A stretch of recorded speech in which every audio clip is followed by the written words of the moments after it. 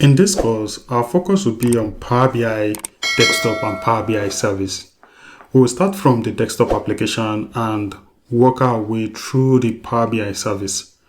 So to follow along with this course, you need to get access to these two environments. There are three different ways Power BI is licensed. Power BI desktop itself, it's a free version, and that version will allow you to do 75% of what we are going to do in this course. To be able to perform every activities in this course from Power BI desktop to Power BI service, you will need at least Power BI Pro, which has a monthly license associated with it. However, if you are using work or school account, it might already be included in it.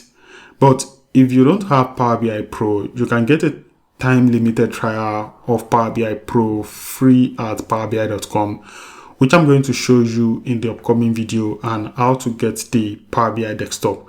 Don't forget to like and share the video. See you in the next video.